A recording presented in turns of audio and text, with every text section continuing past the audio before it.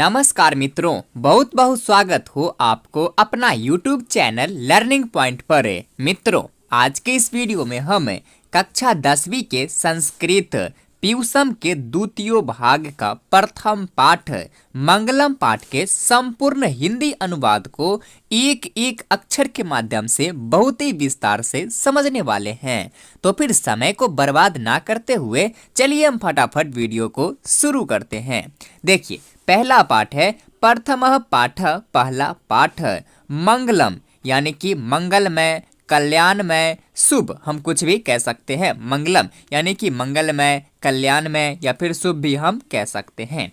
देखिए, पाठ परिचय को हम पहले समझते हैं। कहता है उपनिषदः वैदिक वाङ्मयस्य अंतिमे भागे दर्शन शास्त्रस्य सिद्धांतान प्रकटयन्ति। उपनिषदः, उपनिषद, वैदिक वाङ्मयस्य, यहाँ अस्य लगा हुआ है षष्ठी विभक्ति और इसका कारक चिन्ह क्या होता है? तो का, की, के या फिर रा, री, रे होता है। तो हम यहाँ के अर्थ लेंगे। वैदिक वाङ्मय के अंतिमे भागे, अंतिम भाग में, दोनों में सप्तमी विभक्ति एक वचन में लगा हुआ है। तो अंतिम भाग में, दोनों में कारक चिन्ह आ रहा है, लेकिन हम दोनों के साथ ना बोलकर सिर्फ लास्ट वाले शब्दों के साथ ही बोलेंगे तो हो जाएगा अंतिम भाग में दर्शन शास्त्र से, दर्शन शास्त्र के, फिर यहाँ षष्ठी विभक्ति है, दर्शन शास्त्र के सिद्धांतान, सिद्धांतों को, द्वितीय विभक्ति का बहुवचन है। जिस प्रकार से बालकान, इसी प्रकार से सिद्धांतान, सिद्धांतों को प्रकटयन्ति, प्रकट करते हैं।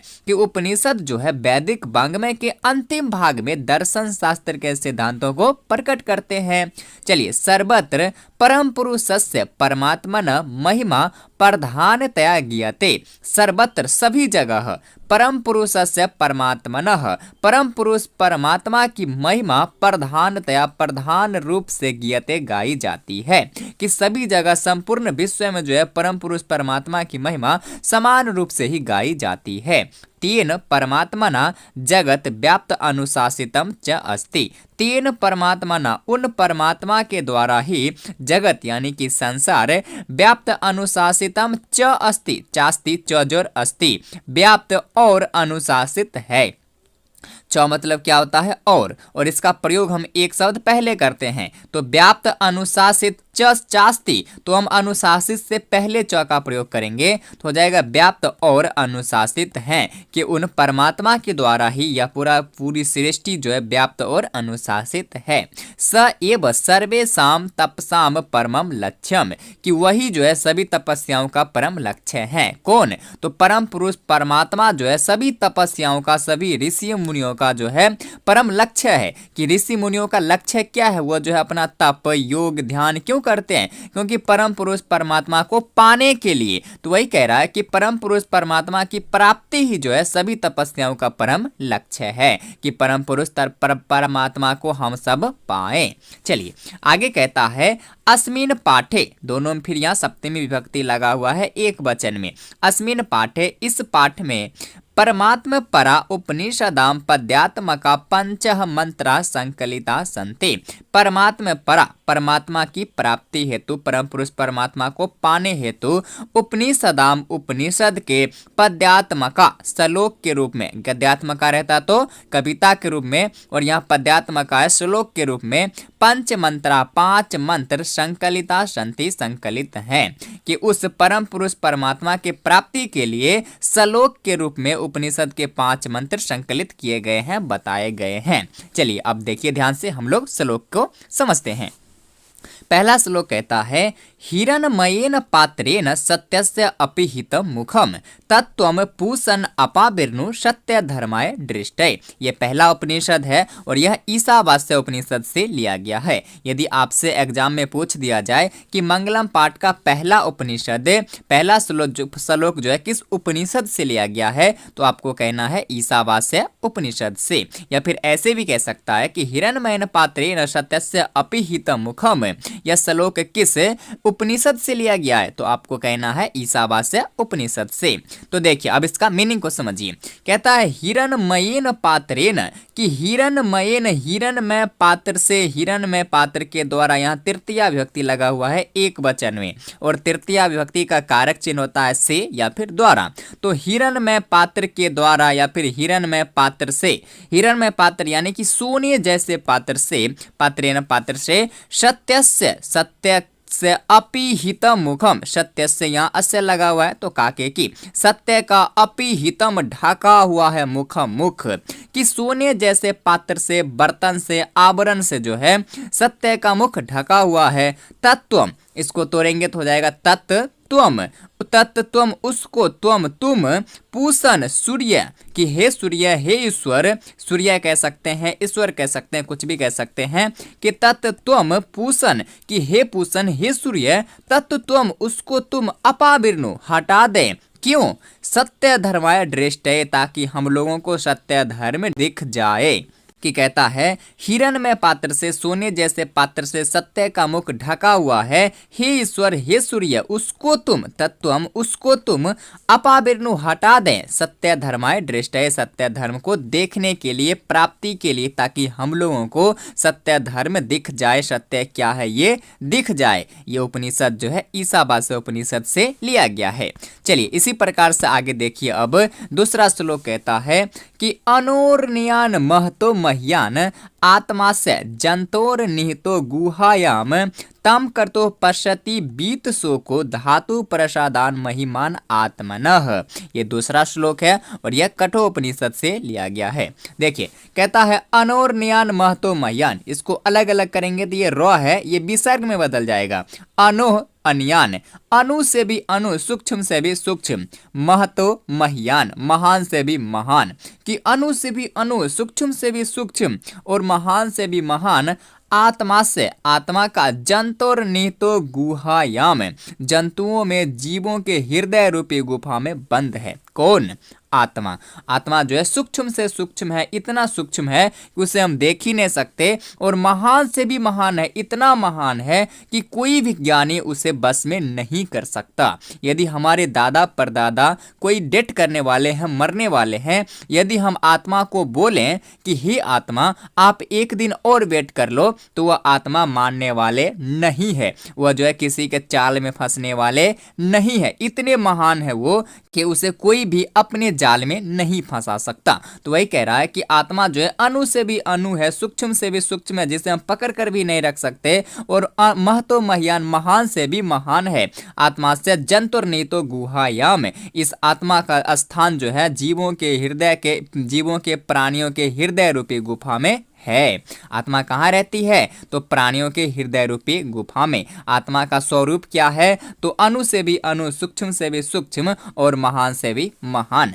आगे कहता है तम कर तो पश्यति बीत शोको धातु प्रसादान महिमान आत्मनः। तम कर तो पश्यति बीत शोको, कि विद्वान लोग पश्यति देखता है, बीत शोको शोक रहित होकर, धातु प्रसादान महिमान आत्मनः, अपने इंद्रियों के प्रभाव से आत्मनः उस परम पुरुष परमात्मा को, कि विद्वान लोग जो है अपने इंद्रियों के प्रभाव से उस परम पुरुष परमात्मा को जो है शोक रहित होकर देखता है। कि आत्मा जो है अणु से भी अणु है, सूक्ष्म से भी सूक्ष्म है और महान से भी महान है, जो जीवों के, प्राणियों के हृदय रूपी गुफा में बंद है। और विद्वान लोग जो है शोक रहित होकर, बीत शोको, सांसारिक मोह माया को छोड़कर शोक रहित होकर अपने इंद्रियों के प्रभाव से उस परम पुरुष परमात्मा को देखता है। ये श्लोक जो है कठोपनिषद से लिया गया है, ये बात आपको ध्यान में रखना है। चलिए आगे देखिए। अब तीसरा श्लोक कहता है कि सत्यमेव जयते नान्यतम सत्येन पंथा बीततो देह देवयानः कि सत्यमेव जयते नानृतम, सत्यम एव जयते, सत्य की ही जीत होती है, नानृतम असत्य की नहीं, न नृतम नृत्य यानी कि असत्य न नहीं, असत्य की नहीं, कि सत्य की ही जीत होती है असत्य की नहीं, सत्येन सत्य के द्वारा ही, सत्य से ही, पंथा बीत तो देवयानः देवताओं की पंथा जो है, मार्ग जो है, रास्ता जो है विस्तारित होते हैं, कि यदि हम सत्य पर चलते हैं, सत्य की ओर चलते हैं, तब हमें जो है देवताओं का रास्ता विस्तृत होगा, हम जो है देवताओं की तरफ बढ़ पाएंगे, देवताओं के रास्ते की ओर चल पाएंगे। तो कहता है सत्य से ही, सत्य की ही जीत होती है और सत्य की नहीं, सत्य के द्वारा ही देवताओं का रास्ता विस्तृत होता है। येन कर्मण्यत ऋषयो हयप्त कामा यत्र तत् सत्यस्य परम निधानम। येन कर्मण्यत ऋषयो हयप्त कामा कि ऋषि लोग, मोक्षार्थी लोग उस देवलोक की प्राप्ति के लिए, परम पुरुष परमात्मा की प्राप्ति के लिए वहां जाना चाहते हैं जहां यत्र तत् सत्य से परम निधानम, जहां सत्य का सबसे बड़ा खजाना है, कि जो है सत्य की ही जीत होती है और सत्य की नहीं, सत्य के द्वारा ही देवताओं का रास्ता विस्तृत होता है, सत्य के द्वारा ही देवलोक की रास्ता प्रशस्त होती है, हमें सिद्धि प्राप्त होती है। येन कर्मण्यत ऋषयो हयप्त कामा यत्र तत् सत्य से परम निधानम, कि ऋषि लोग, मोक्षार्थी लोग उस देवलोक की प्राप्ति के लिए, सत्य की प्राप्ति के लिए, या फिर हम कह सकते हैं कि परम पुरुष परमात्मा की प्राप्ति के लिए वहां जाना चाहते हैं जहां यत्र तत् सत्य से परम निधानम, जहां सत्य का बहुत बड़ा खजाना है, सबसे बड़ा निधान है, बहुत बड़ा खजाना है। यह उपनिषद, ये श्लोक जो है मुंडको उपनिषद से लिया गया है। चलिए आगे देखिए, अब चौथा श्लोक कहता है कि यथा नद्यः सेन्दमानाः समुद्रे अस्तम गच्छन्ति नाम रूपे विहाय तथा विद्वान नाम रूपाद विमुक्तः प्रातपरम पुरुषम उपैति दिव्यम। यथा यानी कि जैसे, नद्यः नदियां, ये बहुवचन में नद्यः नदियां, सेन्दमानाः प्रवाहित होती हुई, बहती हुई, समुद्रे समुद्र में, अस्तम गच्छन्ति अस्त हो जाती है, विलीन हो जाती है, नाम रूपे विहाय, नाम रूप को विहाय छोड़कर, कि जैसे नदियां जो है अपने नाम रूप को छोड़कर समुद्र में विलीन हो जाती है, मिल जाती है, कि नदियां जो है गंगा बहती है, यमुना बहती है, ब्रह्मपुत्र बहती है, सारी नदियां बहती है, पर समुद्र में जाकर अपने नाम रूप को छोड़कर विलीन हो जाती है, मिल जाती है, वहां जाकर सारी एक हो जाती है। तो वही कहता है कि जैसे नदियां जो है सेन्दमानाः प्रवाहित होती हुई समुद्र में, अस्तम गच्छन्ति अस्त हो जाती है, विलीन हो जाती है, नाम रूप को छोड़कर, नाम रूप को छोड़कर, तथा विद्वान नाम रूपाद विमुक्त प्रातपरम पुरुषम उपैति दिव्यम, तथा वैसे ही विद्वान लोग जो है, विद्वान पुरुष जो है, नाम रूपाद विमुक्त अपने नाम रूप को छोड़कर प्रातपरम पुरुषम उपैति दिव्यम, श्रेष्ठ पुरुष को प्राप्त हो जाते हैं, दिव्य पुरुष को प्राप्त कर लेते हैं, मोक्ष की प्राप्ति कर लेते हैं। कि जैसे नदियां जो है अपने नाम रूप को छोड़कर समुद्र में विलीन हो जाती है, वैसे ही विद्वान पुरुष जो है अपने नाम रूप को छोड़कर दिव्य पुरुष को प्राप्त हो जाते हैं, अर्थात मोक्ष की प्राप्ति कर लेते हैं। यह श्लोक जो है मुंडको उपनिषद से लिया गया है, आपको ध्यान में रखना है। चलिए अगला आप देखिए, सबसे आखिरी पांचवा श्लोक कहता है कि वेदा अहम एतम पुरुषम महांतम आदित्य वर्णः तमसा प्रस्तात् तमेव विदित बाति मृत्यु मेति नान्या पंथा विद्यते अयनाय, कि वेदा अहम एतम पुरुषम महांतम, विद अहम एतम, जानू मैं उन पुरुषम महानतम, महान पुरुष को, कि मैं जो है उस महान पुरुष को जानूं जो आदित्य वर्ण है यानी कि प्रकाशवान है, तमसः प्रस्तात् और अंधेरों को दूर करता है। अब कौन है जो प्रकाशवान है और अंधेरों को दूर करते हैं? तो भगवान सूर्य है। कि जानू मैं उस महान पुरुष को, उस वेदा हमेतम पुरुषम महानतम, जानू मैं उस महान पुरुष को जो आदित्य वर्ण है यानी कि प्रकाशवान है और तमसा प्रस्तात् अंधेरों को दूर करते हैं।